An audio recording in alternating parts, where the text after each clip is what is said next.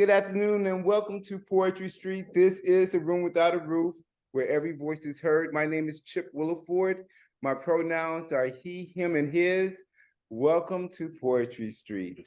Let's give you guys a round of applause. And you on Zoom, we're so glad that you're here.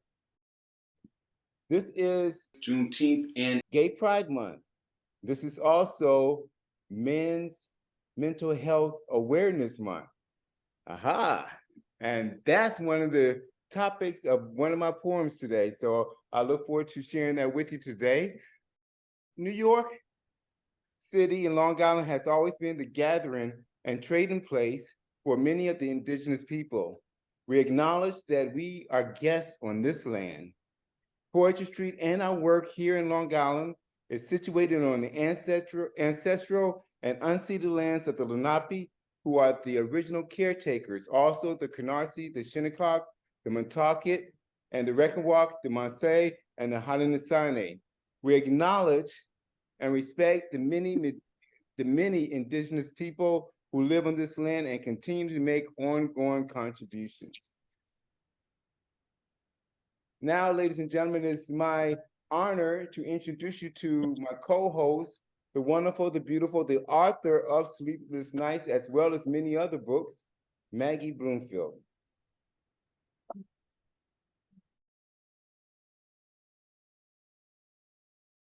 Thank you. Can everybody see me and can everybody hear me? Yes. Hello, everybody. Those of you in person, those of you on Zoom, you wonderful folks who show up every month, and all the new people, welcome. This is Poetry Street, the room without a roof where every voice is heard. We've been introduced, Chip and I have been introduced. We're also assisted by the wonderful Claire Lundberg, who's at home doing something on the computer. I thank the Riverhead Library. They gave us a venue when we didn't have one. We had one for 9 years. Poetry Street was started 9 years ago, exactly. This is our anniversary, our 9th anniversary.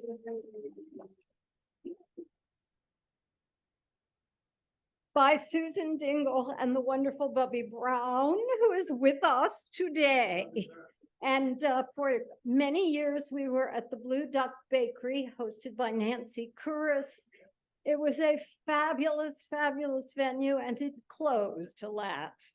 So, and then COVID hit. So for a couple of years, we were on Zoom.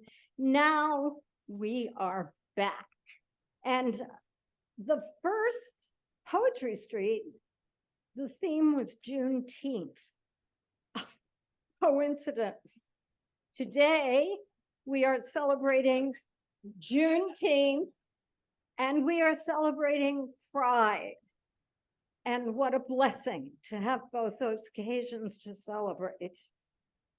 We are, we do this every month, and we love the fact that we have the in-person and the Zoom people, and we invite you all to participate and also to make a lot of noise for the poets, because believe it or not, it takes a lot of guts to get up here and read your work. And we've been so lucky.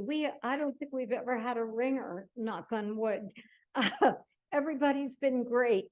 And people have grown. A lot of people read their first poem ever up here. They come back. They're better every single time. It's really been a marvelous venue for pushing poetry forward. So when you hear a poet, if you love them, make a lot of noise, stamp your feet, scream, clap. Pretend you're at a rock concert or something. And if you don't care for the poet, do the same thing. Make a lot of noise, scream, carry on. And Zoomers too, just yell, okay? Unmute and yell for everybody. If you plan to read at the open mic, there's a sign-in sheet. There's also a sign-in sheet for the library. Please make sure you sign it. And I'll announce this later, but at the open mic, you have 3 minutes. After 3 minutes, there is a hook and it will be used. Because we want to make sure everybody has a chance to read. I want to tell you a little bit about something new that we're implementing. It's called a community poem. Hello, Susan. And there's a jar back there on the table. And in that jar are little pieces of paper and pens. I'm going to give you a one-word prompt. And if you choose, nobody has to do this, please write a line about freedom that you think might be vaguely poetic, preferably. And then also your email address.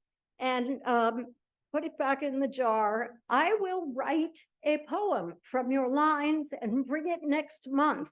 So the only way you get to hear this poem is for you to come back next month.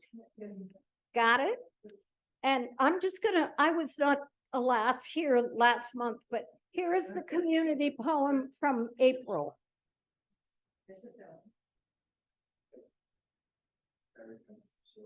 The poem from April is called Truth. If turmoil can be soil for poetry and is the gift that keeps on giving, then hurrah, hurrah, hurrah should be the mantra of my mind. Left behind, left inside this highball glass I drink from.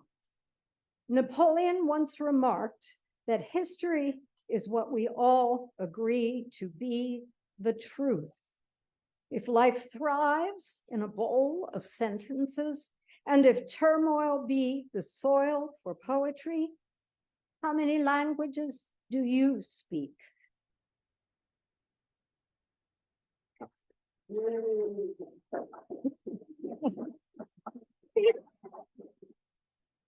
I want to hear stamping feet. That's right. So it's time for me to introduce our marvelous, marvelous features today. I'm so happy. And our very first feature is somebody who lives close to here, is a neighbor, and just started coming to Poetry Street, and we were knocked out by his work and asked him to read today. I'm going to tell you a little bit about him.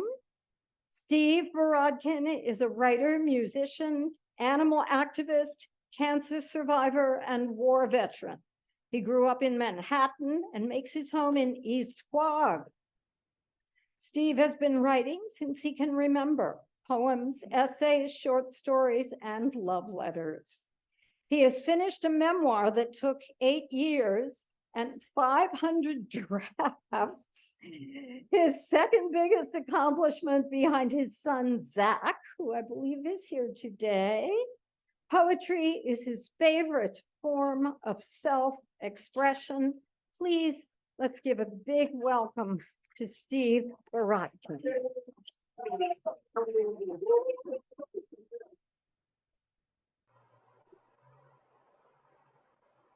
Thank you.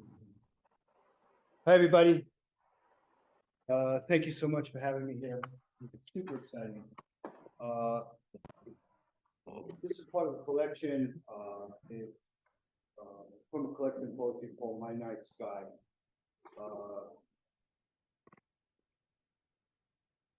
Go ahead and read it. 1,000 years. I could sleep for 1,000 years, wrapped in things so beautiful that could never be. I could sleep for 1,000 years, but I miss the chaos and noise that has nothing to say but speaks all too often.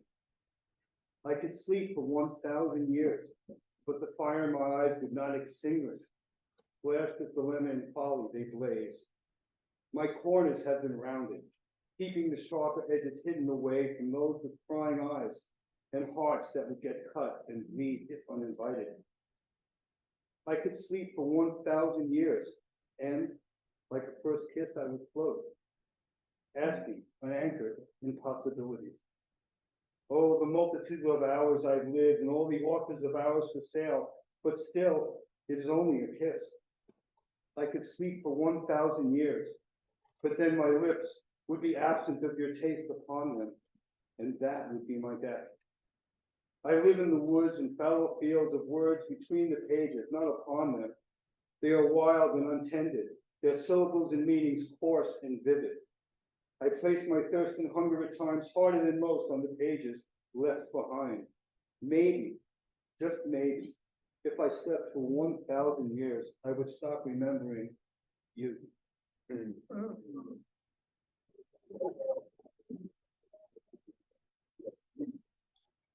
This was inspired by Stephen King. It's a book of fairy tales. And I'm just kind of a romantic and shit slogan. My night sky. The night sky in my world holds two moons. One is my heart and the other is you. The moon of the heart controls the tide. Its ebb and its flow says together and goodbye. The moon that is you controls the tide of the other. Its ebb and flow says my heart sees another. If the night sky in my world would combine the two, then you feel the love that was the two moons.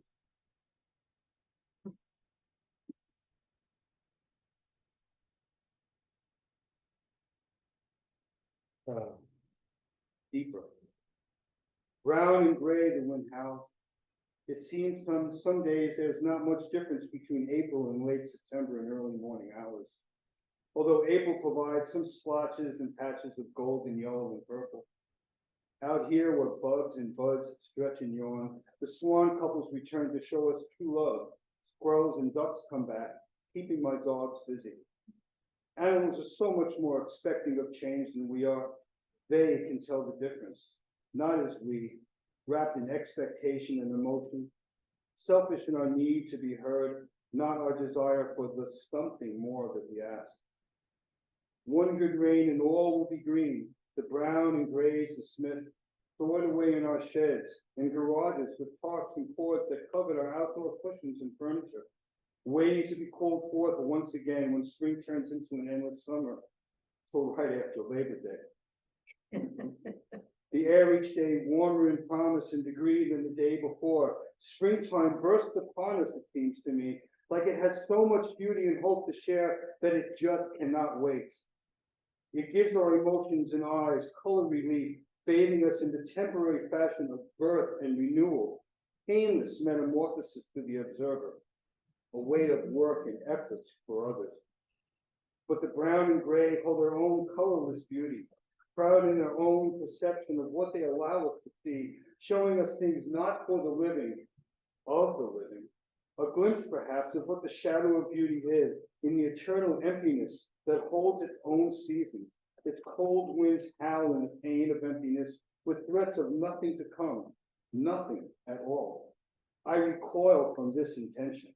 Unlike the warm spring air that blows and whistles cheerfully through the green, rejoicing in its reluctance to be still, to spread its color and joy, rather than render my world of beach, wood, and animal, prisoner and hostage. Grass as brittle as straw, as cold sand under my foot, my wooded paths like tentacles, waiting to seize my last bit of optimism. Its payment, my melancholy, paid in full. Life is 4 long seasons, different for each of us. Our humanity, my humanity, feels each one, each carrying a vigorous payment, due on top of the time we've already spent, paid in full through lives of loss and profit. I will not talk of fall. Its name alone scares me. Do all things have to die and to live again? Must I fall, silent and still? No.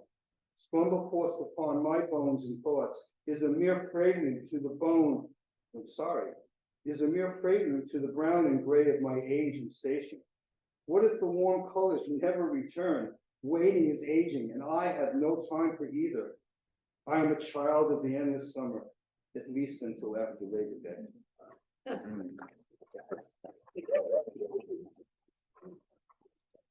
Get to the thought here. I tend to be like a black and white cookie. I go back and forth. This is called Damn the Dawn.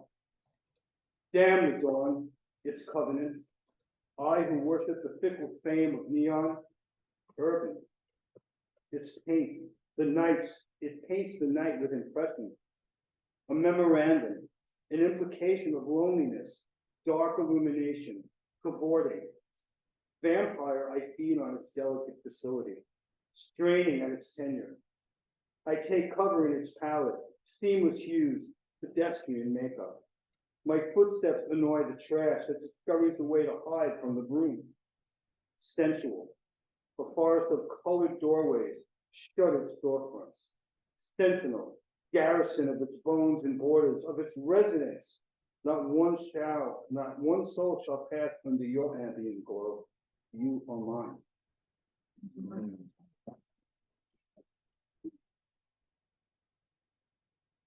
So my mom passed about, I guess now about 8 weeks ago. We hadn't spoken in 26 years, and I stayed at a retirement center, last care facility, and that morning I went down to the dining room to eat breakfast, and I had to sit at a table with a bunch of other people.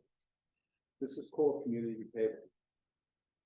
Wool of sorrows possesses poison. Reflection, dirt, the earth spins. Dead flowers, the tired prophet, dreams long forgotten. My skin packaged in another finish line, what to do. We crave insistence of each second that dies. The next second is born with its own story. Tattered books, time reveals life. Light, the plate displaces parchment soul. Sunlight, the color of eggs. Coffee as black as my mood. Toast, wrinkles, jelly, twilight. Age swells in its own infection. A table of widows, time does not wait. What you have been always shines like a beacon, a lighthouse guarding us from our dangerous shores. O river of Styx, the weight of water and things washed away. Dead flower, tired prophet, dreams long forgotten. Breakfast at the community table. And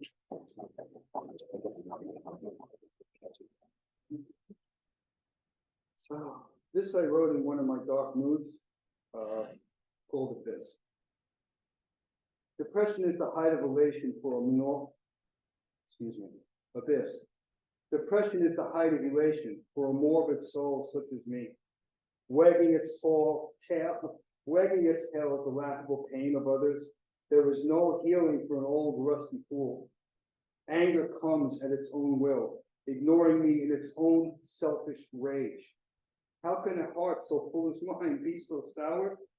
I could teach you how to fake love, to absolute love in absolute truth.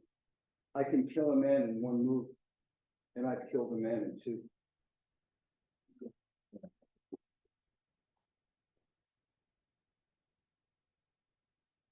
This was written for somebody special in this room, called Now. Between light and dark, as shadows walk the floors, there is a pause. For there no longer, oh man. Between light and dark, as shadows walk the floors, there is a pause. For no longer does that measure matter. I am brought to a place where there was no real time at all, conjuring what I once desired to hear an echo of. Emotion in return bounced back to me off the alleys of then. Now, sweet, slow refrain, enjoying the delicate delight of the breath on my neck as you whisper in my ear, I love you. Your left hand on my chest. Electric forever. As the years pass, I will learn at times it is best sometimes to say nothing at all.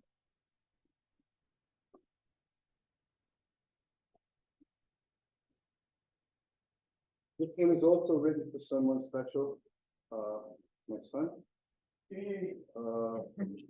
About 30 some odd years ago, we all had a rough start. And one night I was sitting there and this came to mind. It's called If.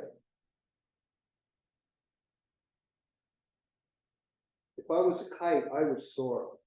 If I was a wheel, my joy would be to spin. If I was air, I would fill your lungs. If only life and time shared the same space. If I was able, life would fill the space you have in this time, with a wheel that joyfully spins and weaves your dreams, creating the air to fill your lungs with mine, to fill your lungs, my dear one.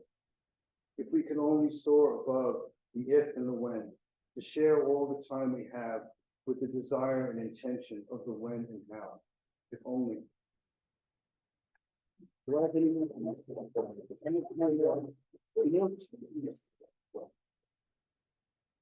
Thank you so much. Thank you.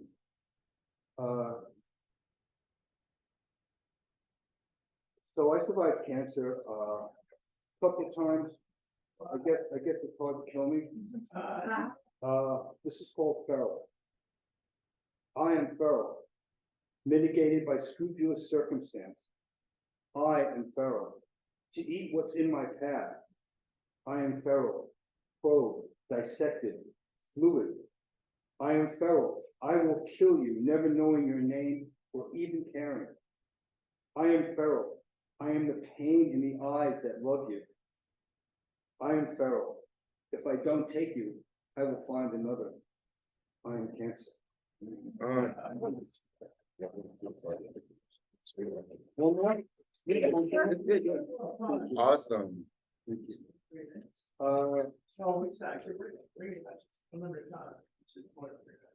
I'll read you guys a short one. It's fine. Let's see. Okay, this is called A Place Called Home. A place called home. I looked away and you had gone some other place. I looked away and didn't pay much attention to the rhythm. The dance went on without me. I looked away from the things that hurt me, what bound and blinded me, what hindered and caused doubt. In my shadow self was my heart lost. In the absence of clear vision, I turned away. And in the mist not far off was the very dance that eluded me. It was a place called home. And then I looked away.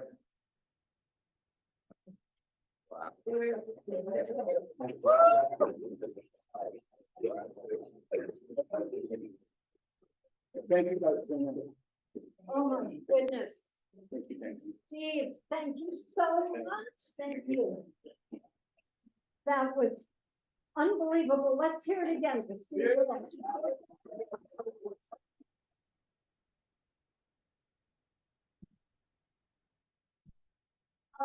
Takes care of yet another technical issue. Neglected my lovely Zoom people who are down there now. If you would like to find toward the community column, please put it in chat and Twitter will send it to me. And again, the prompt is freedom. Freedom. Freedom. Write one line about freedom. And Chip, you will let me know when it's ready. In the meantime, We're ready. you're ready. Okay. Okay, our next speaker is somebody that I came to know on Zoom.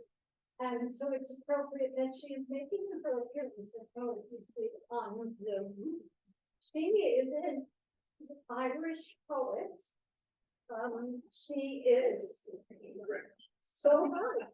Irish artist, spoken word poet, and educator who writes and performs poetry through the heart and perspective of a trans, non-binary poet on a journey of self-discovery. Through the healing words, she hopes to represent and bring comfort and hope to people living beyond the binary, to deny and demythologize the trans experience, just to mythologize, not deny, of the trans experience and advance a deeper understanding of those living their truth.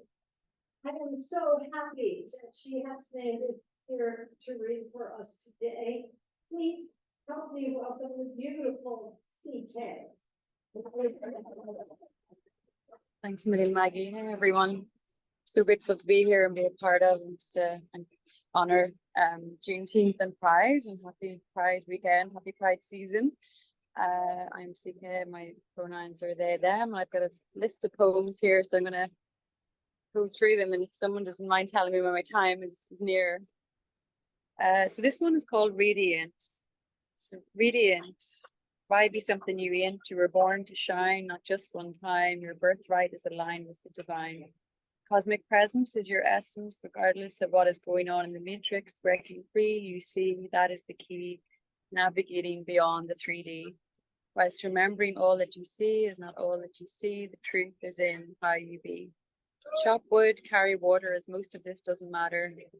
What matters is not matter. The seen, the felt, the cards that have not been dealt, feelings that make your heart melt. Love spent, heavenly sent. That's that one. That's really it. The next one is, do you know? Thank you. Do you know how much you are loved on this earth plane and above, beyond time and measure? I'm going to start that again.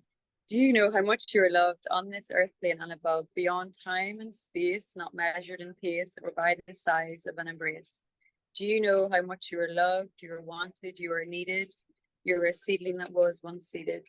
You may think you were buried, you were actually planted. Remember to soar, firstly keep your feet on the floor, grounded. What if love sounded like you? Do you know how much you are loved? Yeah. The next one is called divinity. So divinity is all around. Can you see? It is everywhere to be found, as vast as the sea. It's within, it's without. We don't have to look far. Trust and release the doubt. Like a tree glistening in the sun, we have already become all that we desire. That fire that we think will take us higher is here and now. Divinity, not how. And the next one is called Unbound. I am unbound, not lost, found, becoming undone. Soul resides in each one of us, but we have to trust the seen and the unseen. To some it's obscene, becoming serene. Those who aren't keen, compassion. Soul work may not be fashionable, nor stable. Comfort is a fable. Bear witness to the polygamy of our interiority. In the realization, this doesn't equate for superiority. Inferiority is a priority. Cultivating spaciousness and deep affection for the richness of stillness. Humility is found in surrender. My soul is untethered and unbound. Thank you, thank you. The next one, I haven't named it, so it's non-named poem. The divinity, simplicity, the I, the we, the me, you see, complexity, the inside of me, bear down depth of a vast sea, authenticity, unbound and free, unshackled from the me before I be. Breathe, you see, that is the key to simplicity, divinity, embraced, your complexity, authenticity, to be wild and free. Thank you. And I'm going to read, this is a poem I wrote when I spoke at the Mexican Embassy in London last year for Pride. And I wrote about LGBTQIA plus liberation. So it does mention the word queer, so I'll set a little trigger warning for that. So here, queer and facing fear, unapologetic in our authenticity, we are what some choose not to see.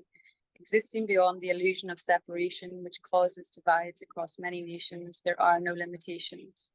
Free to be both the you and the me, the we that is as vast as the sea, reminding us of our capacity for love.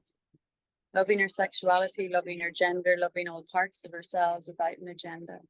Begins with loving me, loving you, placing the foot on the other shoe. To live an expansive life, facing resistance with strife. Resistance is an invitation for us all to go deeper within, remembering individuality is not a sin. Where there is rupture, is there the option of repair? I ask you, are we going deeper into each layer? Each layer inviting a prayer of grace, courage, and self-compassion. Gender is not just a phase of fashion. Not everyone will understand. That's not what I asked for when we reach out our hand. Acceptance is a gift. I see you see me, and our hearts lift. We rise in love as we dive into self-exploration, our life's mission. queer and trans glory, that's part of our story, exploring parts of our being that makes our hearts sing.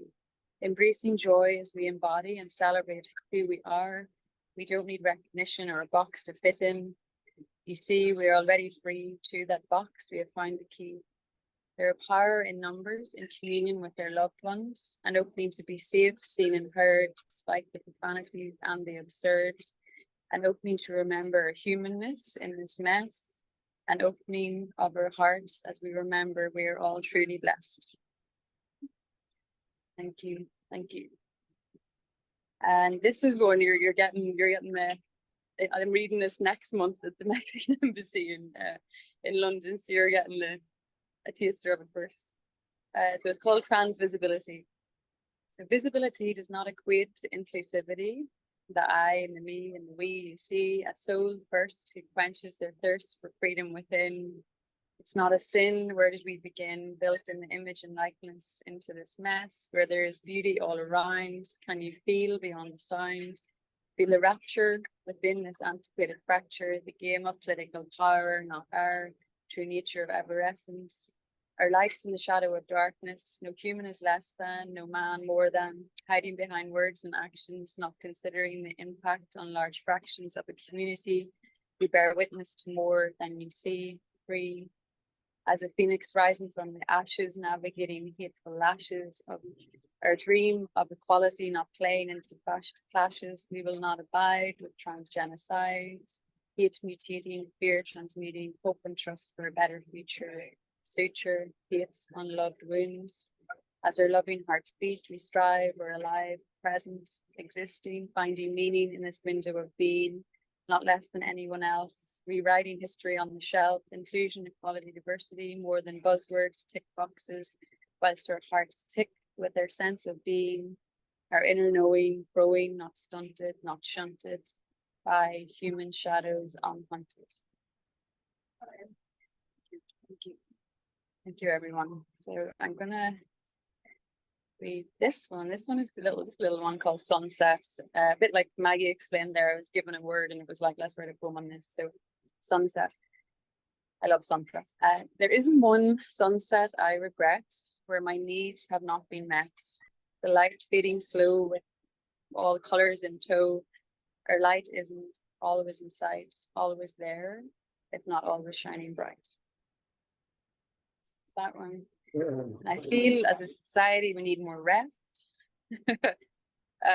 So I wrote a poem, Rest, and this I'll take this out with this one. The rest is needed, not superseded by society. So be free, you see, intuitively awash with love as it flows to, through, and from you. Let it land as fine as sand. Remember how love sounded, compounded by our hearts beating for rest. The best is yet to come, just as the sun doesn't ask for permission to shine bright. Remember, rest, it is our birthright. Thanks a million, everyone. That's grateful that you seen and heard today and to be a part of. And I look forward to hearing everyone else. Thank you.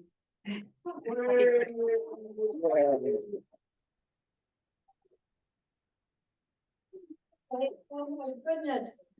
They are beautiful. Their poetry is beautiful. And I want their glasses.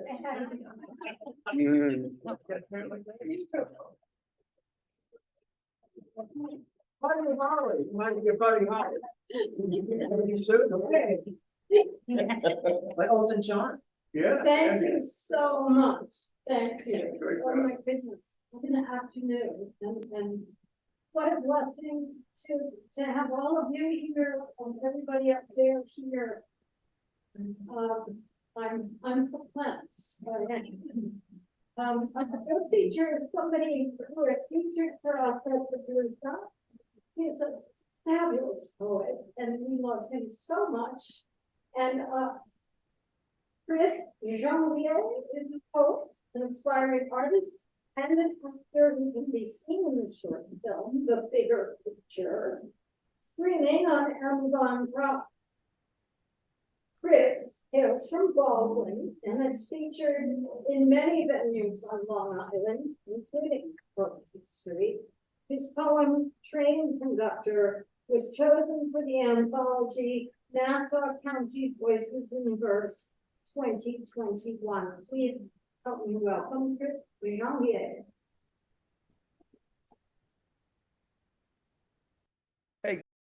I'm going to take this opportunity to say, I really like this young man. He is just an incredible poet, an incredible guy.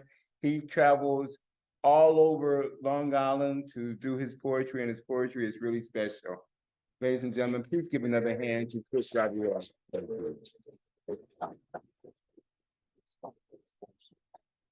So this is my first time taking a train trip to Riverhead, and I actually enjoyed it. So it's really cool. I get yeah. So this is my first time in this library, and I actually like the vibe. So I'm gonna get right to it now.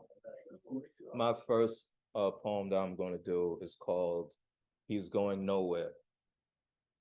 12:06 a.m. is what it says when the black colon constantly blinks from the digital clock on the dashboard while it's glowing lime green. The aquamarine digital number lit up. It reads 01 on the audio system. He hears the acoustics of the CD player clicking and clacking the CD that he just burned 30 songs in. The first bass hit the speaker on all doors, and he's already anticipating the beat drop after the next 3 basses, and thus the instrumental began. Crunk Ain't Dead by Duke Deuce. His dark brown eyes started to dilate, exposing his optic nerve to the street lights, LED signs from clubs, tail lights from trucks, hatchbacks, etc. He's pushing the gas. He's revving up his O2 Maxima GLE, speeding through Merrick Road. His veins is popping up. His heart rate is increasing by the minute. His nose is bleeding. His face is grimacing. Those 2 red sticks from the black odometer is pushing past these light orange numbers till it hit 90 mph at 7,000 RPM on 3rd gear automatically. But he's not paying attention. He's gripping the wheel, driving straight while bopping his head aggressively. Whole note, half note, quarter note, 8th note, 808s, hi-hats, drums, snares, all looped up in one measure at a time.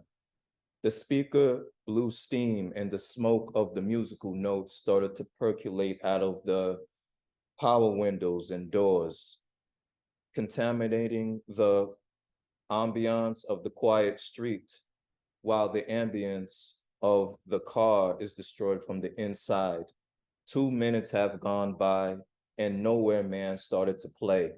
The Beatles started to sing the hook, and he's turned his head to the right, staring at a reflection of himself and his gray Nissan, with 2 specks of light from the lamppost on the door handle and 2 streaks of light on the chrome alloy wheels spinning on Merrick Road from the window of the dark, closed, Black-owned barbershop.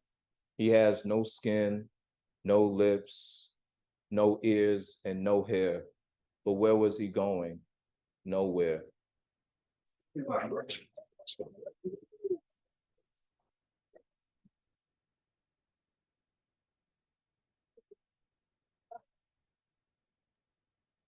So the next one is called Bank Teller.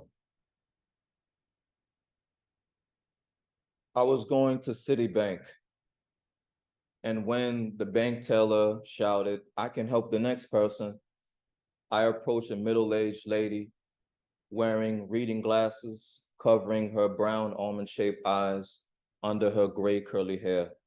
We was on opposite sides, me standing in front of the card reader and her sitting comfy at the computer. When she asked me, "What would you like to do today?" A tall, young, black curly hair, green contact wearing lady teller just exit out the secret room from behind the lady that I was facing. As I took out my blue debit card from my black PlayStation wallet after I respond to her that I wanted to cash a check in my check-in. That tall lady was carrying a heavy laundry detergent barrel full of quarters, dimes, half dollars, and pennies, just as the coin value was labeled in black marker ink on the blank computer paper that's attached to the brim. Her huge hands is gripping the metal handle tightly. Her green veins is shown under the fluorescent light. It seems like she was warming up during this brief exercise, and she went so hard that her lips was puckered inwards like it was pursed. She was breathing heavily and grunting as she struggled her way to the next secret room. As she approached to the other door, the metal handle snapped from the brim and the barrel landed on her veiny feet that were in black vinyl pumps, and the barrel tipped over and the coins spill over, and for 15 seconds, it rattles all over the floor.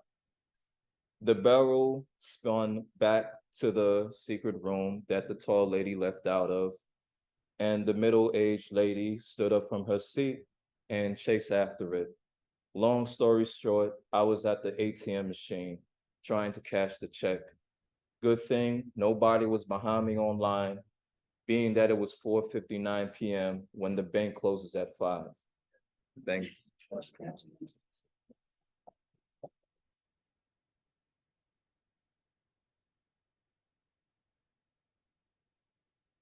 So the next one is called Train Conductor. It's also in the anthology of Nassau County poets.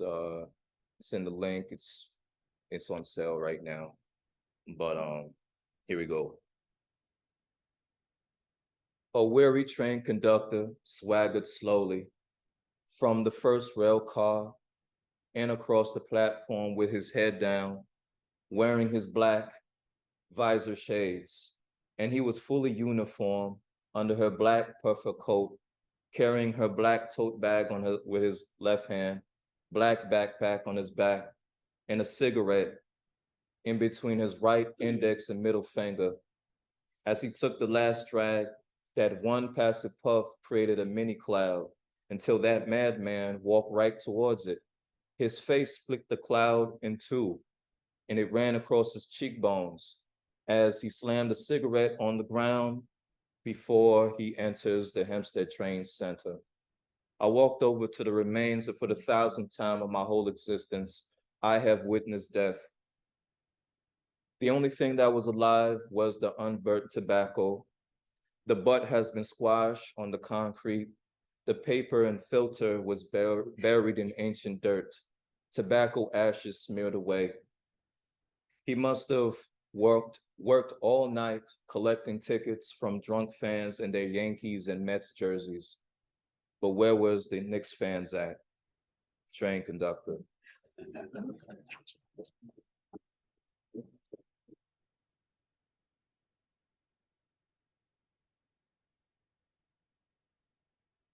Then I got another one. I'm gonna stay there for a while. Don't worry.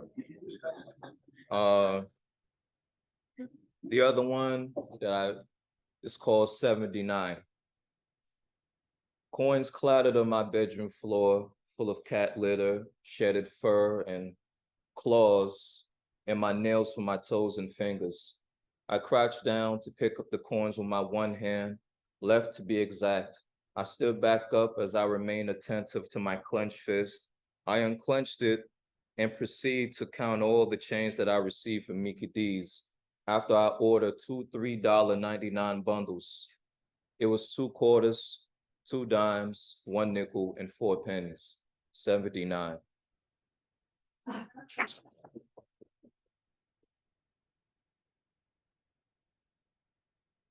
so far, I have memorized 4 poems. So now, That's where it's at. I'm trying to do more, but I'm a good there. Let me see. So there's a couple poems that I've written as of late, but there's no titles. But the writing prompt that I did for this one is called Cold Cream Cheese.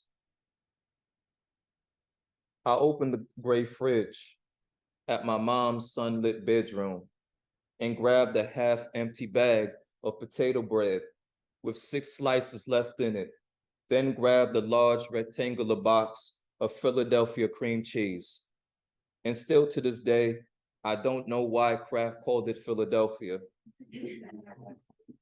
I grabbed a huge red lid from the gray bucket of utensils from the black stuffy counter and placed them on a small drawer next to another drawer full of mom's mail. Minutes later, I took 4 slices out of the toaster, placed them on the lid, and grabbed a silver fork instead of a kitchen knife.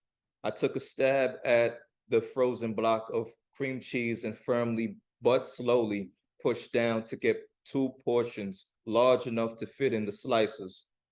Knowing the knife would never work, I commenced spreading with the fork, and yet the Philadelphia iceberg is ripping apart the layer of yellow flesh. So I changed the method by using my thumbs, pressing against it, covering the surface while leaving fingerprints in the snow. Was Philadelphia ever this cold? Like, was Philadelphia ever this cold? Like New York, New Jersey, and New England? What was I thinking? A yes or no answer to a rhetorical question. How paradoxical. But that's hunger. You're focused, but you can't think as much, or else you'll be stuck in the parallel universe. After those 2 stanzas, I just typed on my phone inside the Belmore Public Library. I zoomed back into my mom's room from Baldwin, where I just opened a jar of grape jelly and applied it on the other 2 slices and stick them on the previous 2. In my room, my appetite was satisfied after 1 bite and a couple of more bites, savoring the taste with the texture of an ice cream sandwich. What a nice morning I had.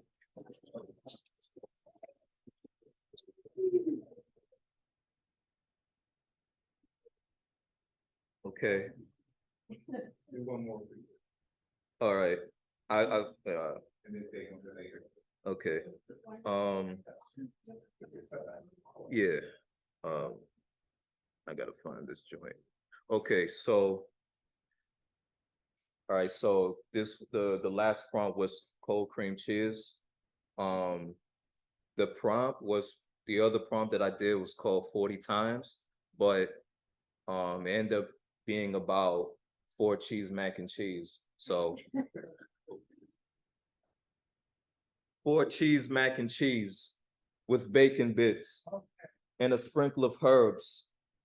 Could be a mix of parsley or coriander or cilantro. You don't know, it don't show in the side section of the menu from Applebee's. Appealing, appetizing, and alive for the dying soul. Sex, a word describe the bites that'll pry a moan. An embarrassed expression stuck for 40 minutes. That one dimple dented on your left cheek, your billiard ball eyes protruding, green 6, red 7. This week you must have did 40 miles commuting before and after work. Would this forever be your reality? Spending a 10-hour shift check with no hustle mentality? Movies are dead, and so as the hunger that's within you, to think you found comfort as an usher, underpaid, famished, marginalized from professional help for your mental disabilities preventing you to earn wealth in any kind for trying times. But until then, enjoy that $5.99. Looks like you finished your side dish and you finish your glass of water. Waiter, I'm ready for the check, I shouted as I raised my left hand. The waiter handed me a check as she took my white oval-shaped bowl, $6.35 plus tax, and I gave $1 tip. It's only Thursday. Now I got $5.99 left. Tomorrow, that 13-hour shift will hit my account.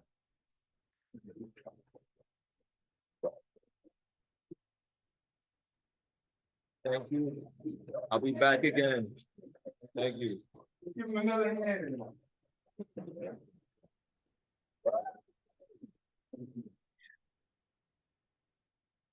Ladies and gentlemen, Kris Janvier.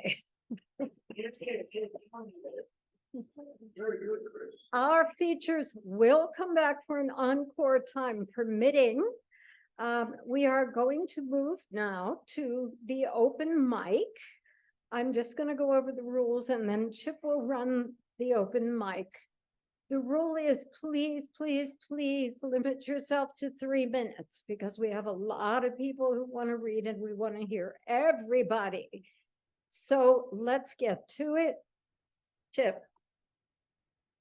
All right. I'm so looking forward to the open mic. And actually, I'll even start it off.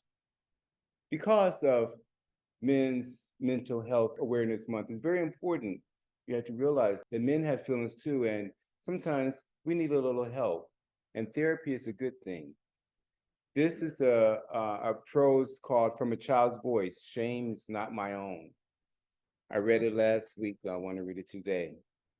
I was the littlest, the last of 5, really of 7 children. 2 I didn't even know till I was grown with kids of my own. Okay, I digress. I stood silent, quietly in line. On my face, fright for the ages, wide-eyed sighs, long stare at my big brother, and a fluttery ache in my belly. Yeah, I stood in that line. I stood there, wearing my lucky yellow shirt, wrinkled trembled sleeves, and bell bottoms shaking like a leaf inside, outside frozen. Perfectly still, I stood, all the time wanting to run away and hide with my big brother at my side. I was 8, and this lineup was the routine when you did something wrong, like not doing your chores, like not doing what you're told to do when told, and especially like looking like you kind of want to talk back. Like, come on, I know our family was not the only one, like, like really, is there any reason to hit or to beat a child? Okay, I digress. 8 years old I was, lined up from the eldest to the youngest, me. After the speech delivered as long as Sunday sermon, way too lengthy, became the beckoning of the hand, pointing out exactly where to stand. First, my eldest brother stood in the designated spot, stoic and still like an ironing board. Painfully, I watched as he, like a hungry crocodile, clenched his teeth as though his pride was at stake. Relentlessly, way too long. Twisted take, aggravate, instigate, make more blow at the blow to flow. Harder and harder did the tears choke behind the levee until he broke. His head did fall with nothing at all to say, feeling hurt, shame, and defeated. He walked away. Within fingers' reach, one by one, I watched each of my siblings slowly walk from the line to the spot. I was 8. A docile stare, her hand outstretched without a sound, a single tear raced down. Taken by hand, firmly held, jerking whichever way. What? Nothing could we say. Okay. Belt, extension cord, strap, diverse switches braided with care, struck my sister who didn't break her docile stare. I was 8. One by one, I saw them walk off sniffling in gloom, alone to our shared double bunk beds, single room. Alone, holding my behind, I walked from the line to the spot I was told to stand. Like dark seas, I disappeared in memories. And like the rest of my siblings, I too slowly extended my hand. Thank you. Thank you. So we are going to start the open mic, and I would like to start with Janet. Because she's right here with this beautiful smile. Let's welcome her. Thank you, Chip. Oh, you're welcome. My poem, I kind of regret going first now. Following all of that. My poem is short, but with Maggie's okay. I have an announcement first. I'm going to be hosting an open mic No, excuse me. poetry reading at the South Fork Natural History Museum in Bridgehampton. It's going to be beautiful. I don't know if anybody's been there, but it's wonderful. So there are flyers up there. Bring a poem about nature, about local stuff. You can write it. You can bring a poem that you love, anything. You do have to sign up though, just so that we know enough people are coming to run it. Free though. It's going to be wonderful. Okay. So my poem. All right, I'm going to leave now because everybody else was too good. All right. No such thing. This is a rewrite of a poem I wrote in 1995 and nobody has ever heard. It's called Lovers Question Love. The lovers love each other, or do they love love? If it is love they love, do they not love one another? Do they despise the other for their own weak need? They question their love. They dine out, visit galleries, see theater, make love. They love these delights and their self-esteem soars. Others find them attractive.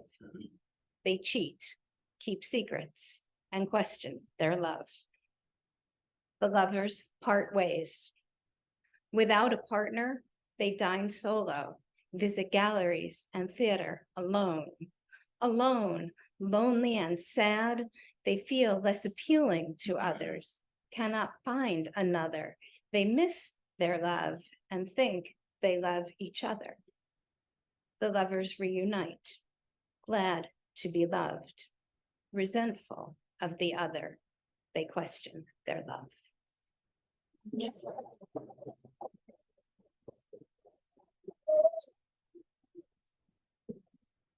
Wow. I discovered a treasure underneath my dark brown eyes, buried deep in thought. First haiku I wrote. Okay. Kathleen Goldhirsch. Hirsch. Goldhirsch. I'm so sorry for messing up your name. Kathleen, please join us. I can call her. Oh. Oh, no. Well, I'm glad I didn't mess it up that bad. So glad to have you. It's great to be back. It's Okay. been a long time. This poem is called The Endless Opera. It's the same old song, boring, like a tune you hum even while hating it. It's there and won't stop. It's the song the world's been singing for millennia. The one we must all sway to, like it or not, until we are exhausted, like those marathon dancers who kept on until the last man standing was declared the winner, but was too spent to enjoy the prize. This is the war song, the opera that never ends and is always popular, although the entr'actes are messy. Caesar danced to its beat, a merry jig across Europe to make it his. Those brave Roman legions who died as they danced, who didn't understand that they didn't own this land. Poor Julius, he came to no good end. Triumphant He was felled by friends in a square near the Pantheon, now the habitat of peaceful cats. Even that empire, the one he left behind, expired as barbarians took revenge. When you have an empire, the theme music is defend, and then you die. 1,000 years of squabbling ensued.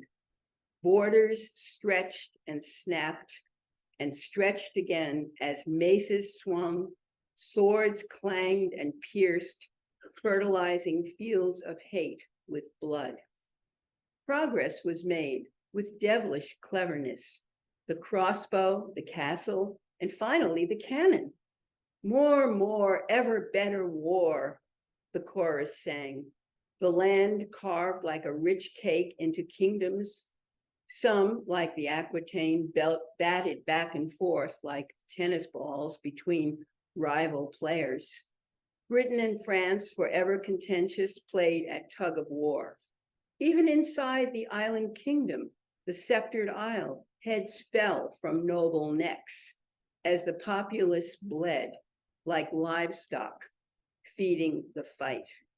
Europe looked beyond, found continents to crush, invented weapons and war machines to subdue the exotic. The war song is never ending. The pendulum swings, someone declares the neighboring land is his, and the crowd cringes, the battle begins, the populace subsides under the boot and the gun. Planes scour the skies like angry gods. The curtain falls again to no applause as the stars of the show bow. The audience is exhausted, and in the wings, a new cast prepares to take the stage. When will we stop buying tickets and appoint new directors?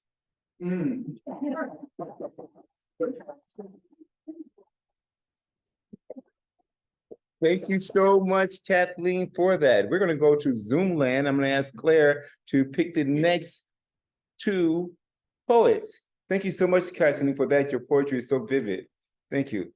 Claire, who do we have? Okay, signing up. First is, her, followed by MT Parody. Awesome. Okay, so ready to go? Okay, ready. All right. December 5, 1976. Tonight in Orange County, California, the hazy orange, red, and brown dusk sky looks sullen from a dull lonely.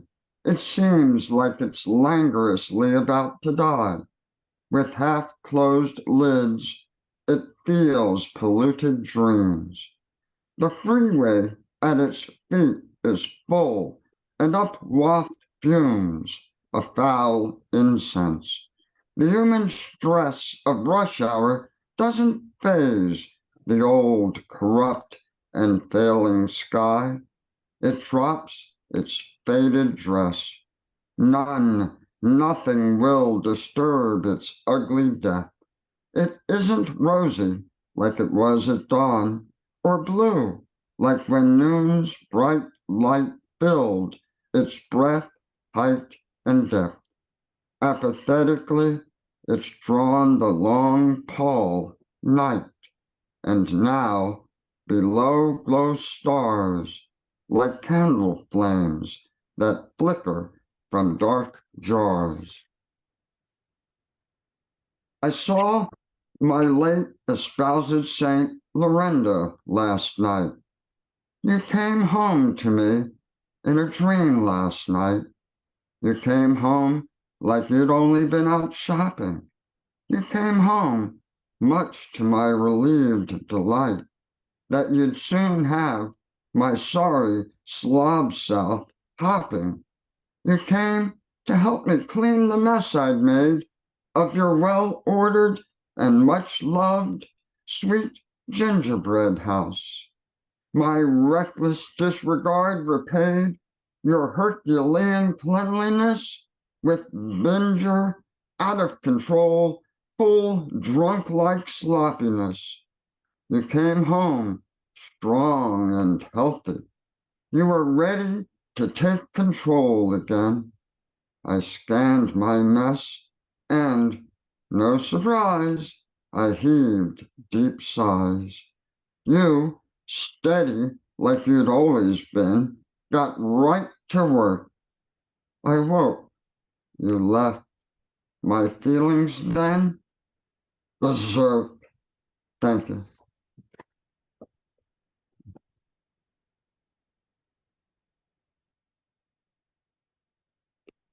All right, I guess that means I'm up. I was just asked to unmute.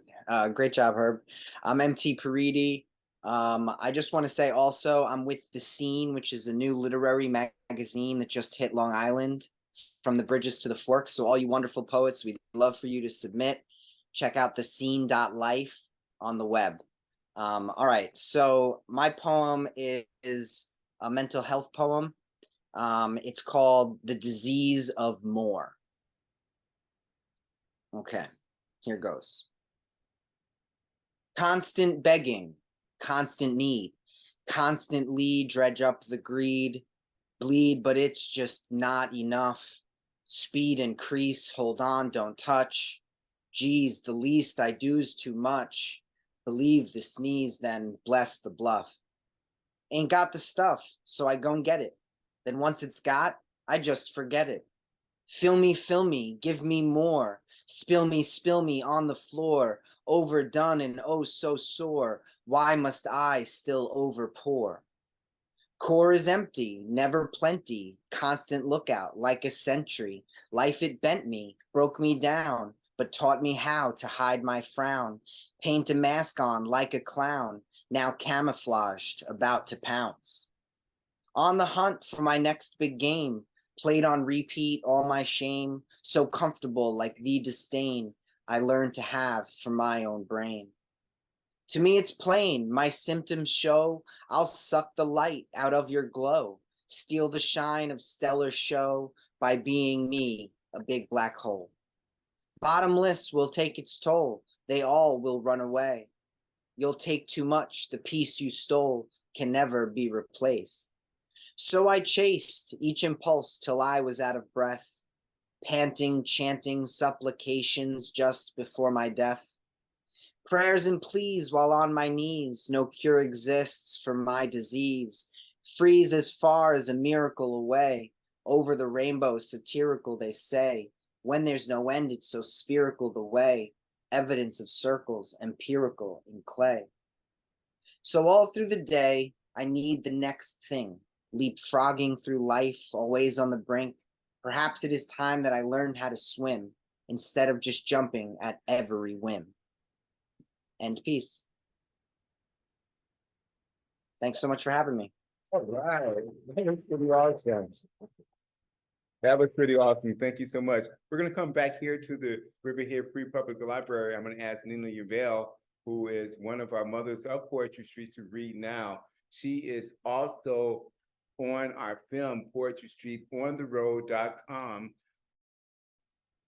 The film is called Poetry Street on the Road. You can get it at poetrystreetontheroad.com. Ladies and gentlemen, please welcome to the Free Public Library, my friend, Nina Yavelle.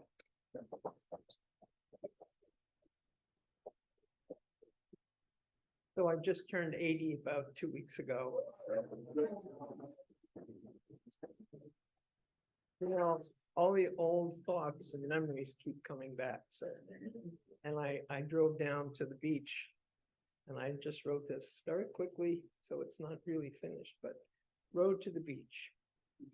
I drove slowly down a path I've known, bound by sea, old logs, and weathered stone. I traveled this path years before in blue-green inlets, blind to the gulls, pines, and stones. Today, the same brush pines, some twisted and scarred, line the road. Above, gulls slide and sail. Below, kayaks move along. Things are clearer now, stones and logs, still grace the shore.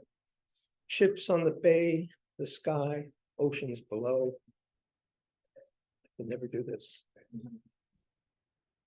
Ships and sky open below. I understand why we struggled when the wind came through. So much time has passed since I led you here so many years ago.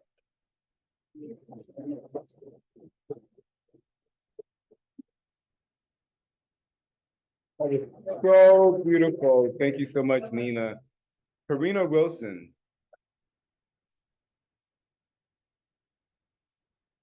Good afternoon, everyone. My name is Karina Wilson. I'm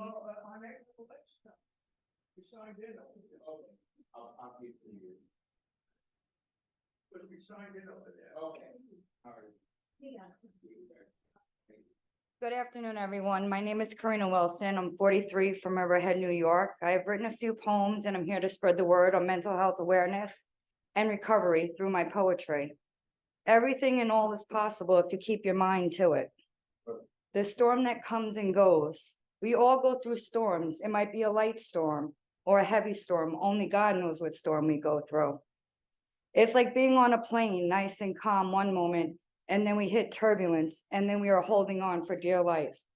With all different emotions and heading in all different directions, all different feelings of being scared and worried. Will we survive this while we hit our final destination? Just for me, I've been picked up by a tornado throughout my life, feeling all alone and nowhere to go, feeling like I was stuck holding on for dear life.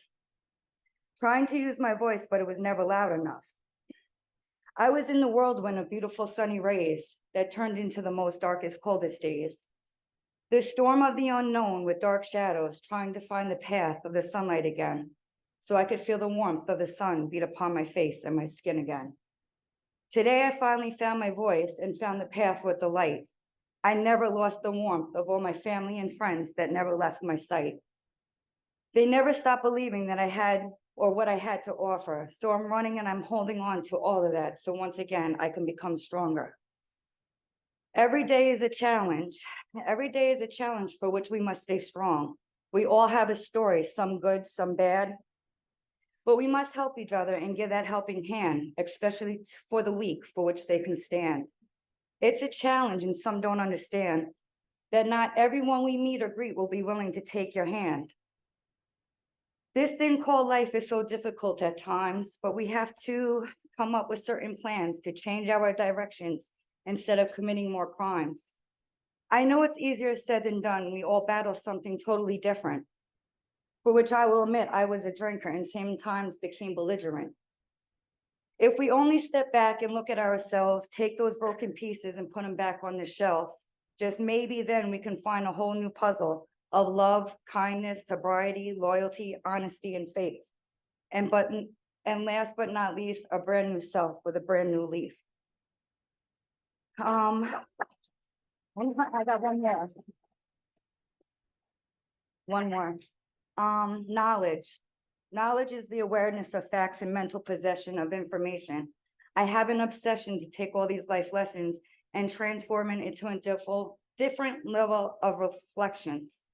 I'm learning from my past experience. All the trauma and violence left me to pick up different substances, left me feeling less confident until I looked myself in the mirror and saw my reflection. I knew it was evident that I couldn't make this my punishment of staying in denial. I had to do something about it.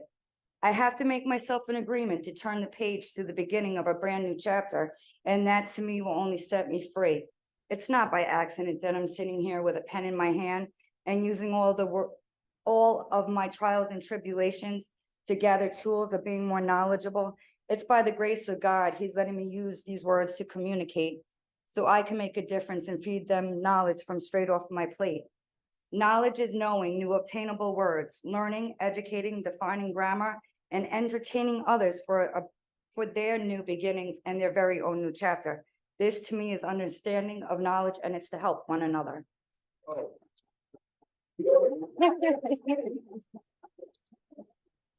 Wow, that was so beautiful, and welcome, Corinne. Thank you so much. Okay, we're gonna go back to Zoom land. Claire, who do we have? Okay, our next two poets will be Dee Dee Spungen, and then Susan Doyle. Awesome. We'll take both of those in that order. Thank you. Okay. You can hear me, yes? Yes. Okay, first of all, I want to thank Steve, CK, and Kris for their wonderful poetry and all the open micers so far as well. This is a poem that I wrote after a mass shooting. It must have been back in 2017 in Sutherland Springs, Texas, at First Baptist Church, 27 deaths, 22 injuries. Dear Justine, my new friend at the diner. We found each other, kindred souls seeking peace and understanding.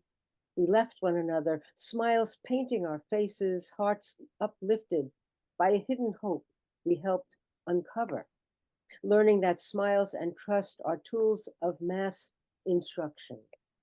The promises we made to God and the world have been smashed. I'm sorry for the broken hearts reeling from the news again. A shooter, madman, reasons do not count. Destroying innocence in a church, for God's sake, in a church. His soul seeps out from fatal wounds. His victims will not meet him in the afterlife.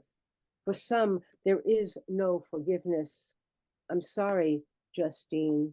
With love, Doreen. And if I may, I have one other, In Silence. Today, my poem is silence. Words scratch my throat and hurt my tender gene of hope. I give up easily, but fight hard. Surrender is intrusive, but it finds me. Moonlight leads me only to leave me. Today, my poem is silence, protecting soul and nerves, both frayed over time. Over time, the blasting of anger, rhetoric, and facts stirred together a witch's brew of hate. My silence is a poem dedicated to the peace I seek, that change I want to see. But words choke my yearning, and the world rains ugliness. My umbrella is a poem of silence. Thank you.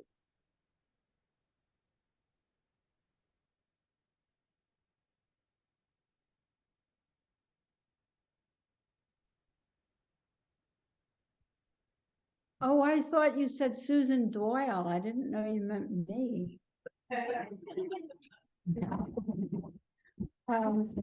I would like to read a poem I just wrote. It'll probably, you never know, it might wind up in the shredder or in a book. You never know. This is called On the 9th Anniversary of Poetry Street.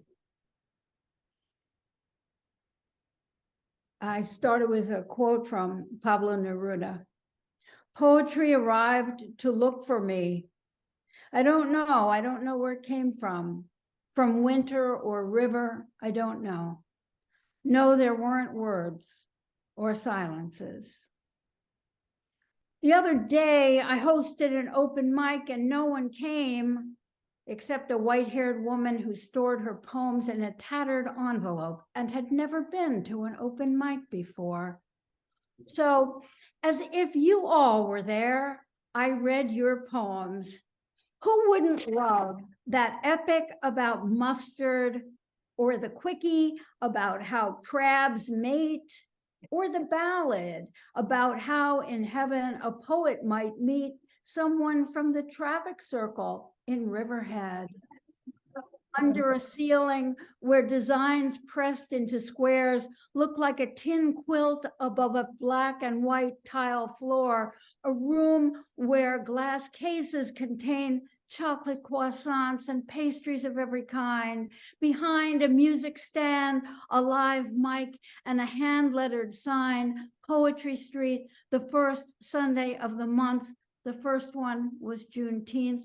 And we get there early to assemble it and hook up the wires we could never remember how to attach, saved at the last minute by a new friend for whom such mysteries were simple. And somehow the room was always packed, and we were always surprised how God loves Poetry Street. Our youngest reader was 9. a brown boy whose mother and sister sat at the first table with friends from church, First Baptist of Riverhead, and from the MFA program in Southampton, students with other vocabularies of praise, linguistic experiments. We brought whatever we had, tin cans and mustard seeds, poets of faith and no faith, poets whose faith had no name with but love, and our lines clink and clash, swing and jangle until the tin roof lifts up and flies away. 9 years later, our shattered pieces still kaleidoscope, and it's heaven where every voice is heard. Thank you.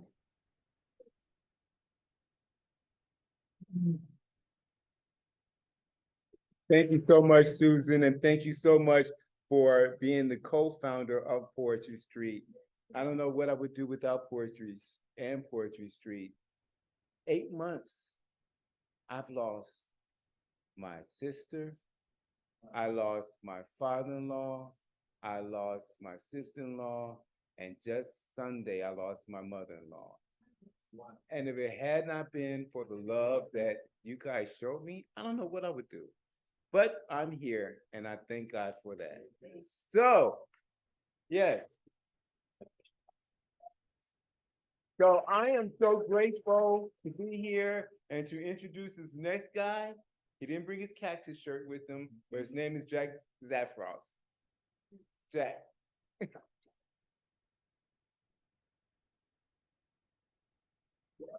Give it up for him again. Hey, all right. Okay, it's just worth, it's a bit of a trip to get over here, but it was worth every mile. This is really lovely, and thank you for the features.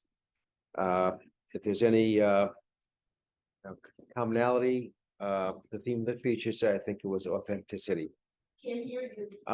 Sure. If there's any commonality with the theme of the features, it is authenticity. Okay, this is called Do I Wrestle? Do I wrestle so very much? After a time, I become so weird. Again, do I wrestle so very much? After a time, I come so weary. I wrestle on hills of contradiction, confused about what is in my heart and what could lead me to wilder paths. Paths of bare boundary breaking. How do I know where I am going? There is no assuring answer. Arms go out in a wrestling stance, wanting to do battle or yearning to hold on. I am a wrestling soul grappling for the light. As I try to wrestle through purity, I forget I contain so much. I grasp and hold, and then fall on the ground as I forget the design within. So many times the design, so intricate is there, I just don't see it. Until I get that the light unfolds, not from striving for the purity. No, the light unfolds for those who are present to a moment.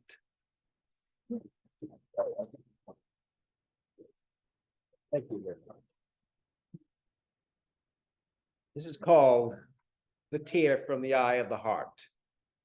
I know the tear from the eye of the heart. I felt the heart that breaks. I know the souls that have traveled with me. I know the peace. I know the turmoil. I know the aching place just outside the empty center. I hear the disclosures and I speak my piece as I'm standing raw and naked. I know the tear from the eye of the heart, a heart with walls too high to climb over, a heart so shaded it doubts all grace, a heart not alone but lonely. I know the tear from the eye of the heart. I see the breaking, the blind rage, the cold cruelty, and the pains of victims and refugees, and the helpless wondering, what can we do?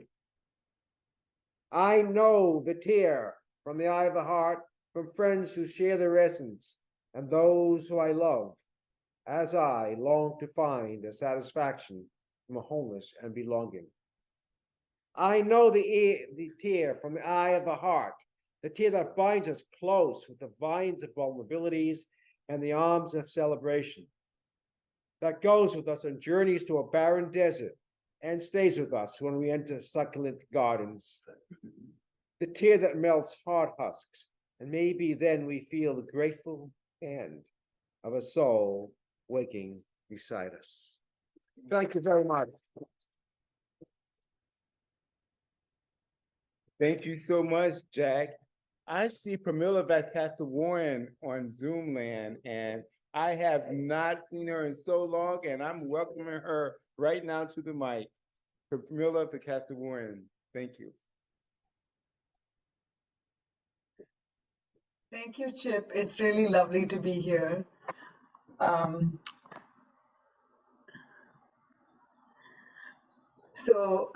This poem is called Ayo, how dare my mangoes fall into my neighbor's compound. Neighbors guard their fences, commanding their mangoes and coconuts to behave.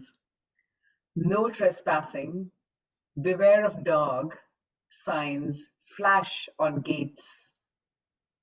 But the wild invades. Mangoes fall into a neighbor's yard or disappear overnight. We invade the wild.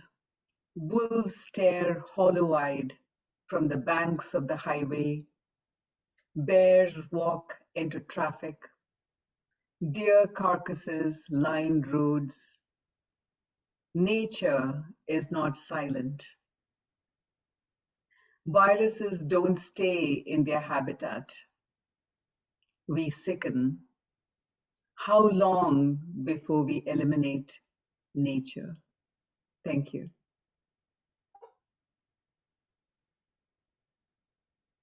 Thank you so much. Yeah, the older I get, the harder it is to keep those mangoes and coconuts straight. Okay, so we're gonna come back here, and we're gonna ask Bubby to please come up and read.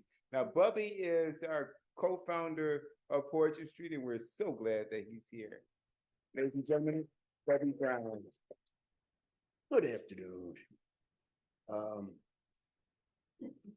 This poem, the impetus for it was something Jen read last month, and it stirred up something in me, and I just have to write this.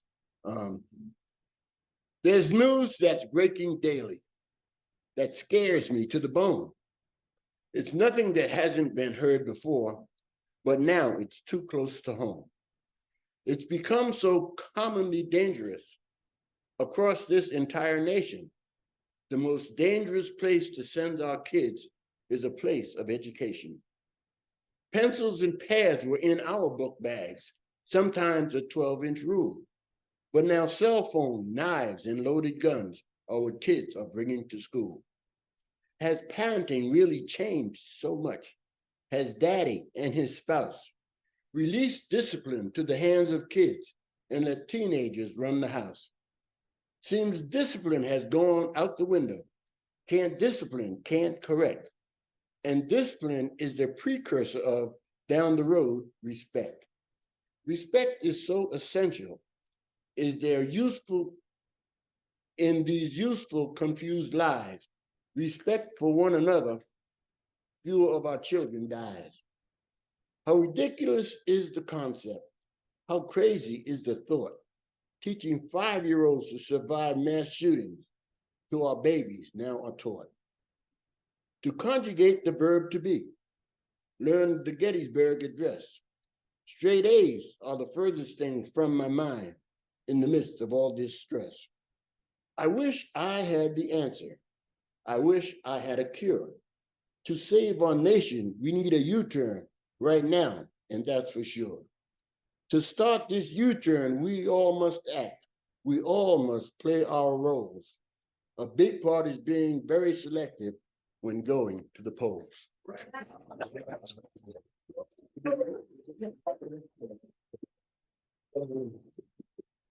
This is what I've done before, a dream. When I'm running, I'm headed for the kitchen. A dream of heaven. A dream of heaven. I had this dream about heaven. And a couple of you were up there, all decked out in your celestial robes, golden slippers. We all had a pair. You see, I was the new arrival, just came through the gate. Told St. Peter, I want to see the Father. He said, Bubby, sit down, you got to wait. Totally in all but patient, I did as I was told. Sat down on this comfortable divan right next to the street of gold. Then I spied somebody else I recognized, jumped straight up off that chair. That got to be some kind of mistake. How did he get up in here? Last time that I saw that child, he was rifling garbage cans, picking up bottles beside the road with his nasty, filthy hand.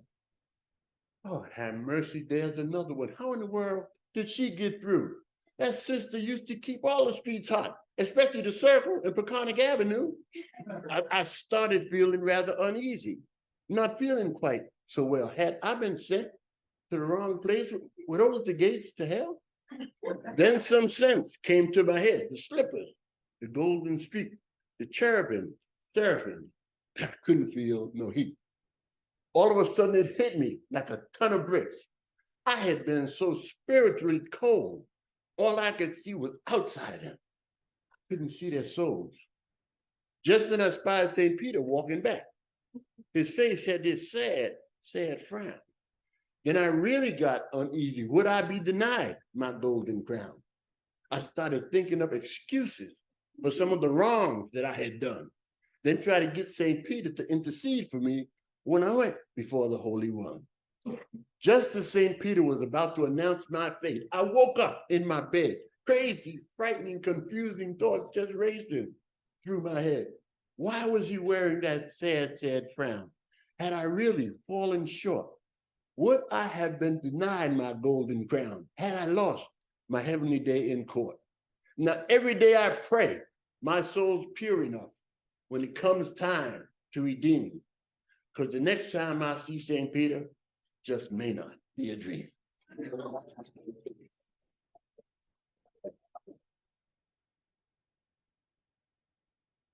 How awesome is that? How awesome is that? We're going to get one more from the Riverhead Public Library. I'm going to ask Susan Semiranda. You like that one? Okay, we can put in a name change. Come on up. Come on up, okay. And she can tell you how to pronounce her name.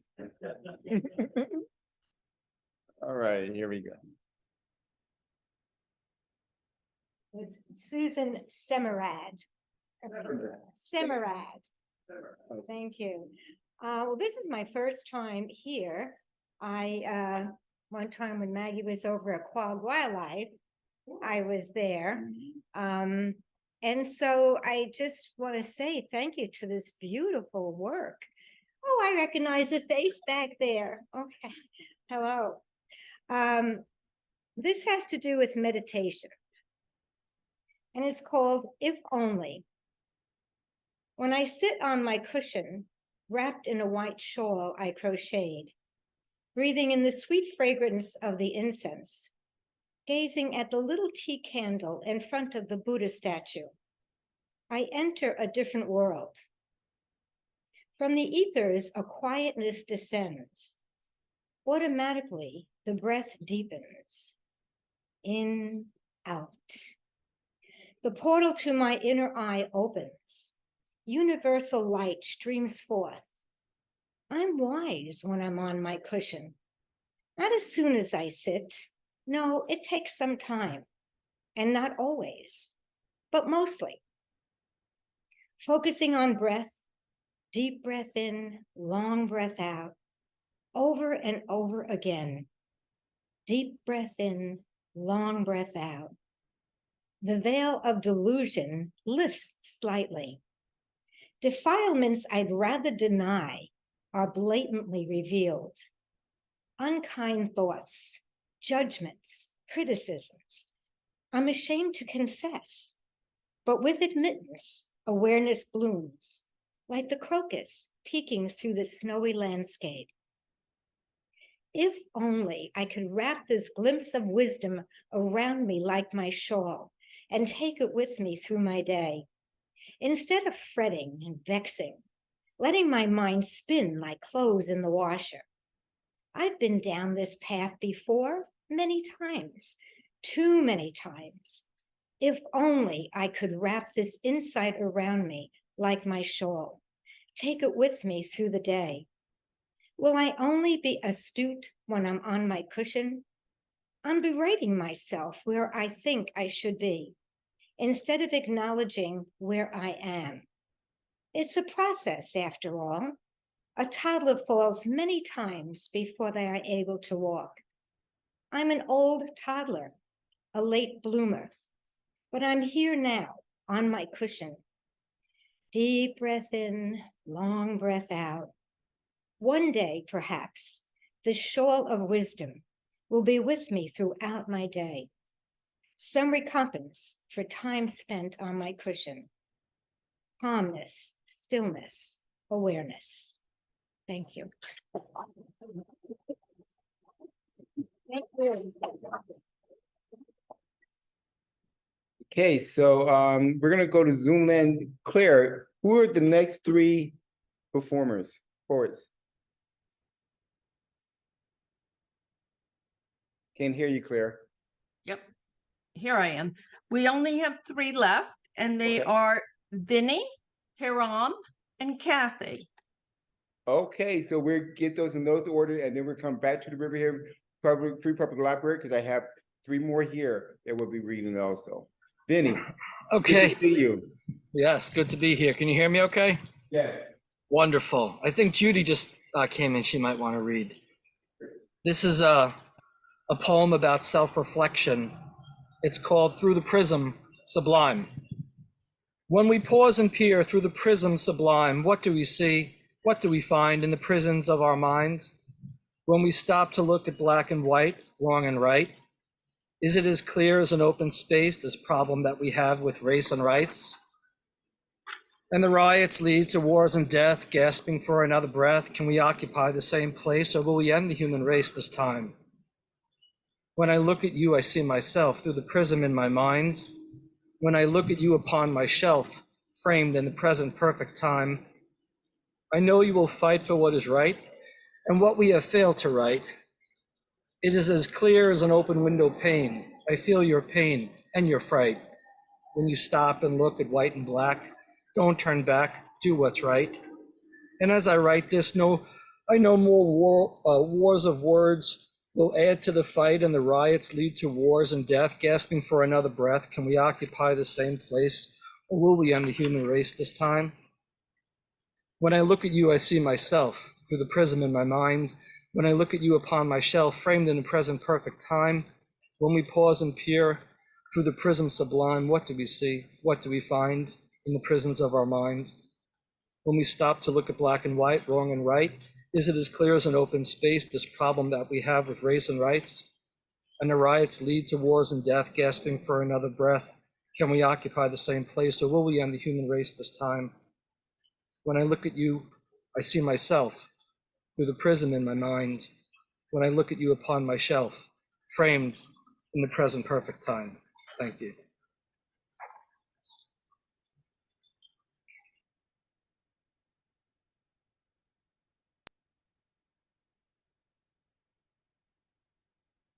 Thanks, Vinny. That was a wonderful poem, and congratulations to you on the award that your new chapbook has received. That's terrific news. Thanks to Chip and to Claire for organizing us all today. I'd like to share a poem that appeared in the San Antonio Review. It's all about what it would be like to look like a movie star. And one thing that's kind of cool about the San Antonio Review, that like a lot of journals tend to be doing these days, they not only posted the poem, but they posted an audio recording of it as well. So that's kind of fun. So the poem is titled Hollywood. For sure, I'd pull out my last tooth to be that tall, dark, and handsome. And yes, maybe even be willing to die real young, just so I could live on and on in posters. But before that, I'd like to have the kind of looks that stop nearly anything breathing in its tracks as it stares at me and my marvel, at my boatload of handy dandy and my cup running over, if you get my drift. I'd give my good eye to be an eyeful of a best looking swoon angel, the kind of, oh my goodness, that's like when butter meets honey, for sure. Yes, my magazine looks should be the best ever seen since hair was parted by Moses. Someone Egyptian. I'd even give a twist on this bad thumb to be irresistible. And yes, that's spelled like a parade float with a real sexy eye waving up front and a big bad E grinning at the rear, if you get my drift. Truly, I'd give up my last smoke, the very best one, I'm told, to have those kinds of God idol looks, so that whenever, however, and as ever I went, each heavenly bolt and blast of light would itself fall down in mud, gawking at me. Thanks very much, Chip.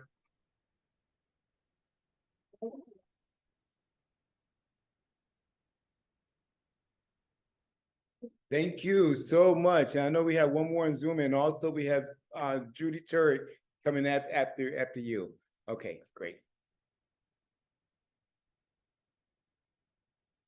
Hi, Stephanie. Kathy Donnelly here. I want to thank Maggie and Chip and Claire for putting this together, and thanks Stephen and Kris for their reading. It was marvelous. To speak to Bubba's poem about someone being able to take a gun and actually point it at a child and then pull the trigger. It's got to be one of the most insensitive things imaginable. Here's a poem that speaks to the opposite. Stress test. Early morning light, hazy after a long night's rain. I glance out my bedroom window with a stretch, wake the body up. A gray rabbit is nibbling on fresh lettuce growing in my garden. It was ready to be a salad. I suppose it already is. A predator appears, and suddenly there is a gray smear across the green canvas, followed by a brown one. My eyes follow the race. I wonder about the beats of his heart, the integrity of his arteries, green leafy diet, how much adrenaline is required for maximum speed, flight versus fight. In sheer terror, is his judgment impaired, sense of direction? Can he find his way home? What is his recovery time? Is he left weak, ready to recap, remember? I suppose he was my food taster, I should be grateful. I will never know if he survived. They all look alike. I want to know the results of his stress test. We'll have a better day if he passed.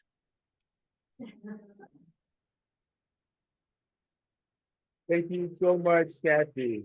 You are so welcome to. Thank you. Thank you so much. And now Judy Turek, she has this book called Dog Speaks. So I'm gonna let her read it rather than me. Yeah, technology was not on my side today, but I didn't kill my computer, so I guess that's a good thing. So I am celebrating Dog Speak and 24 poems from a poetry marathon in the voice of dogs. And I picked my own number today. I picked hour 10. Sage advice. Everyone loves us. Wiggle butts, lolling tongues, lapping water in all directions, silky fur begging to be petted, gleeful joy at meeting a stranger because we know how to make friends. Everyone loves a cute puppy with cutesy poopies and flippy floppy ears, even though they don't understand sit, stay, come. They know the secret to social acceptable behavior. Humans cannot master it.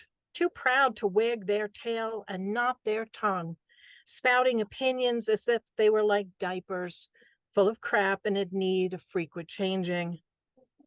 Keep in mind, cats could care less about what you think about celebs, current events, political manure, even what kind of litter works best, just to attend to them like royalty. Dogs mind everything and everyone's business. We want the world to love us, and if you decide not to, we will hound you, no pun intended, until you decide we are to be friended. Learn from us. We are Zen. When tempted to shout out, sharing a piece of your mind about anything that may make someone uncomfortable, unhappy, ungentle, please keep your muzzle shut. Thank you. Thank you so much, Judy. And now we're coming back to the Free Riverhead Library, and we're going to ask Warren McKnight to please come up and read, or sing, or play a guitar. Warren McKnight, everyone. Give him a hand.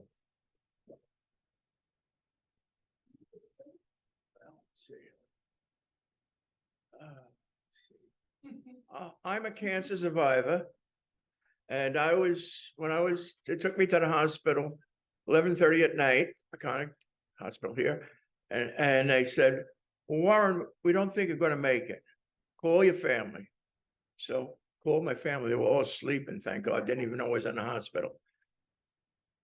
When they put the mask on me, I said, what a way to go. It'll be painless. 8 hours later, I woke up and here I am now. And I wanted to dedicate 3 songs. The last song is for June 19th, Juneteenth. I love you. Second song is for my friend Marilyn. I want to be loved by you, by nobody else but you. And my third song is I'll See You in My Dreams. That is for my wife who passed away in 2017. Lonely days are gone. Twilight lingers on. Soon my eyes will close and I'll be in repose. But in my dreams, Linda will always be with me. I'll see you in my dreams. I'll hold you in my dreams. Well, someone took you out of my arms. Still, I feel the thrill of your charms. Lips that once were mine, then the hearts that shine. They will light my way tonight.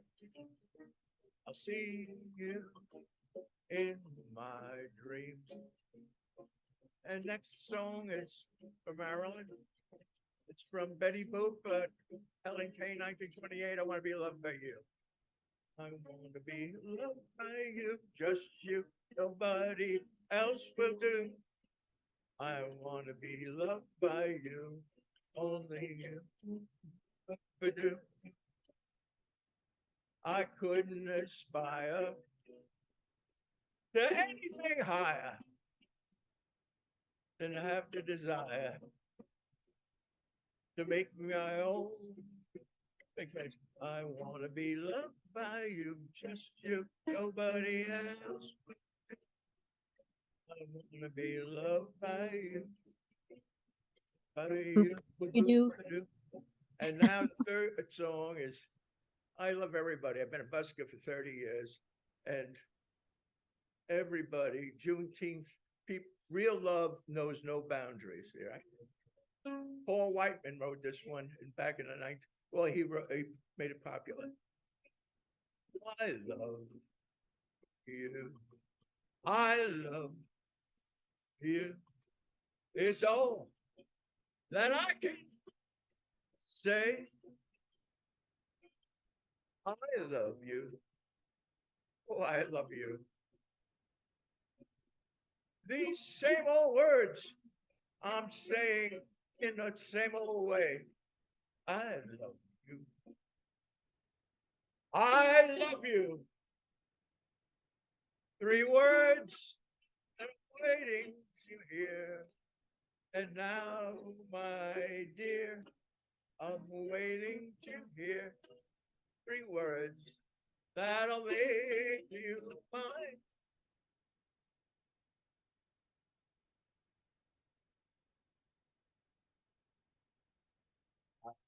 So boop boopy doo, Betty Thank Boop. you so much, Warren, for that. How wonderful is that? Chip, I have Following to say that, bye. it's a hard job, but somebody's got to do it. Jeannie Lane. We're gonna give it up for Jeannie Lane. Oh wow, Jean. Wow, it's so nice. Thank you so much, Warren. Let's give it up for Jeannie Lane. So I have 2 things. Hopefully I'll leave you smiling. Okay. The first is called My Mother's Driving. Where'd you get your license? Sears Roebuck? Dad chided as Mom fumed. I forget if that was the time Mom backed up on a country road to rescue a box turtle and plowed into a telephone pole. Or it might have been when Mom took the car in for new tires and smashed into the garage wall when pulling into the bay, necessitating a trip to a repair shop. I sat frozen in fear when Mom, a real leadfoot, sped through congested streets, shouting expletives in English and Sicilian at anyone who got in her way. In her mid-80s, Mom demanded a jazzy power wheelchair to zoom through her small house. The first day, she zipped through the living room with a determined look. Heading toward her bedroom, crash, there went the corner wall. Oh, no. Paint and plaster flying. The jazzy was driven by me, positioned for TV viewing. Mom never rode it again. Now, this, I don't know if you all remember the song, Shimmy, Shimmy, Cocoa. Wow. Okay. So I wrote this, and I'll read the chorus first, but you have to picture it to that tune. Chubby, chubby, flubber butts, double chin and melon guts, join together, don't be late if you want to lose the weight. Heave ho, pounds go, up, down, spin around, heave ho, let's go. Listen to my story, sisters. Thought I'd go the other, well, I should just talk, right? Thought I'd go the other night looking for romance, found a spot with music right and asked the guy to dance. He gave me the nicest smile, looked me in the eyes, then said, I think we've met. Ain't you thunder thighs? Then, of course, I thought I'd break down crying, so I squeezed my eyes real hard. He came and whispered in my ear, how's it going, Lord? I walked out of that place real fast and got into my car. And as I drove away, I ate a Hershey's chocolate bar, a 7-Up, a bag of nuts, Milky Way's moon pies, a Mason mint, some raisinets, a BLT and fries. I next went to my best friend's house. She said, join the human race. Get yourselves together, girls. You have such a pretty face. First thing next morning, I went down to the gym. The trainer said, no problem. Join and you'll be slim. They started me with stretches and a class in exercise, crunches for my abs and leg lifts for my thighs. I advanced to a step class, did aerobics around the gym, climbed for hours on Stairmaster, lifted weights, did tone and trim. In the sauna, I shed gallons, did yoga salutation to the sun. I rode away for hours. On a treadmill, I did runs. So finally, 1 year later, I was half my former weight. I was lean and mean and rock hard, so I thought I'd get a date. Well, I dressed up really fancy, found a club with real cool tones, asked a guy to do a dance. He said, I know you, ain't you Bones? So sisters, do any of these guys know what they want?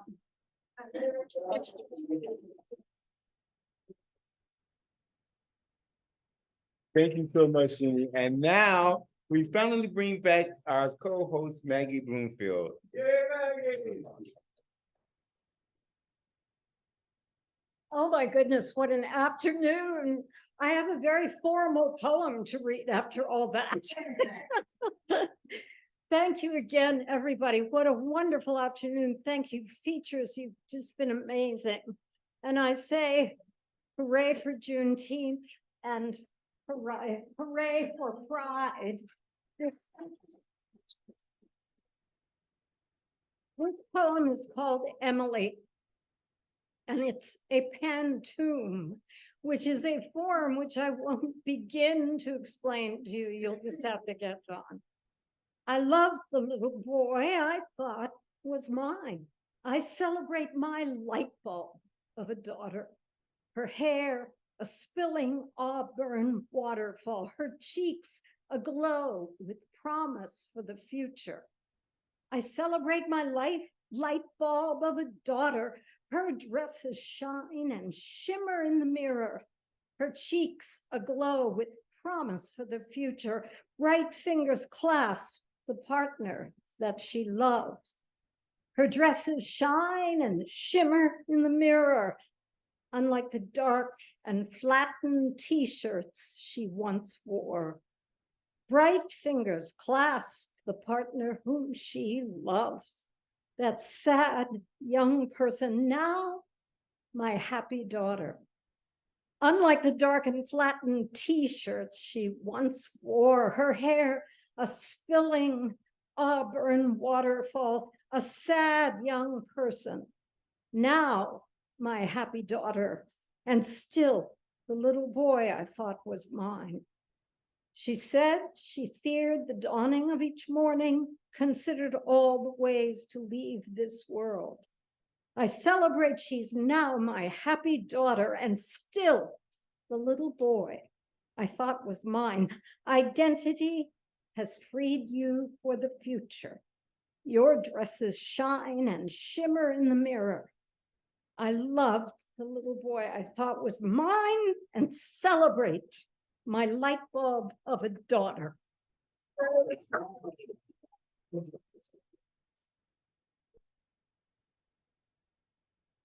I'll bring Chip back to say goodbye. I just want to tell you, next month, we have Jen Senft, the one and only, featuring along with Sister Joy. If you don't know her, you're gonna have your socks knocked off. And in August, we will have Susan Dingle and Bubby Brown featuring the founder in person. Thank you all for a lovely afternoon.